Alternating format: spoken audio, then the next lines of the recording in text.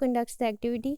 अब इसको आगे लेके चलेंगे। हमने पहले एंगेजमेंट पे बात की थी, अब यूडीएल के जो बाकी 2 प्रिंसिपल्स हैं जिसमें रिप्रेजेंटेशन आता है, फर्स्ट ऑफ ऑल उसमें आप देख सकते हैं कि टीचर इज़ आस्किंग हिमसेल्फ और हर सेल्फ कि how can I present information in ways that reach all learners.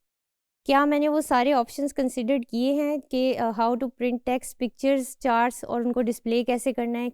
What options do I provide for students who need support engaging with printed material. अगर वो कोई ऐसी activity करा रहे हैं जिसमें प्रिंटेड मटेरियल रिक्वायर्ड है या स्पेशल एजुकेशन नीड्स के स्टूडेंट्स वहाँ पर मौजूद हैं, तो क्या उस टीचर ने उस एक्टिविटी में उस नीड को एड्रेस किया है, उसको प्रॉपरली रिप्रेजेंट किया है या नहीं किया। एग्जांपल ये हो सकती है कि make it easy for students to adjust font size, colours, backgrounds. इस पे आप उनको चॉइस दे सकते हैं कि इस एक्टिविटी को आप इस तरह वेरिएशन के साथ कर सकते हैं। फिर इसके अलावा आप उनको बुक्स के अंदर, बुक्स की सिलेक्शन के अंदर, मूवी के टॉपिक्स के अंदर, मूवी मेकिंग के टॉपिक्स के अंदर आप फ्लेक्सिबिलिटी दे सकते हैं। So this is how you represent and how you engage the students in your activity. तीसरा principle that is for action and expression.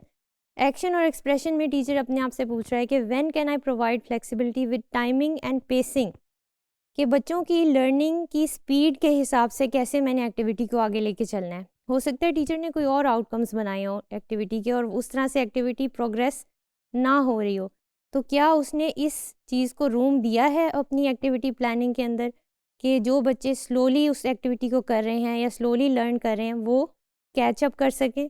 So this is another example कि किस तरह से कर सकता है।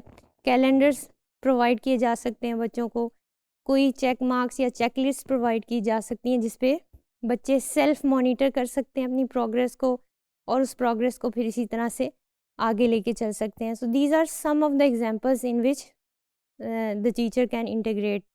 यहाँ पर एक एग्जांपल दी हुई है कि drawing is the most interesting activity with EC. ये केस स्टडी है बेसिकली, एक स्कूल में ईसी सेंटर में की गई।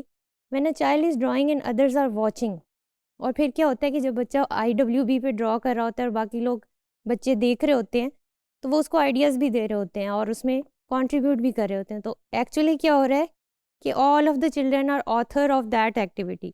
वो एक बच्चा नहीं है बल्कि they are collaborative working for that completion of that activity, और फिर उसके लिए उसके आउटकम्स भी उस तरह से इन्हांस्ड होते हैं rather than when you are working on an individualised base. और हर बच्चे को अगर आप अलग अलग वो एक्टिविटी देंगे तो उसके वो रिजल्ट्स नहीं आएंगे। So you can integrate such kinds of activities in your classroom.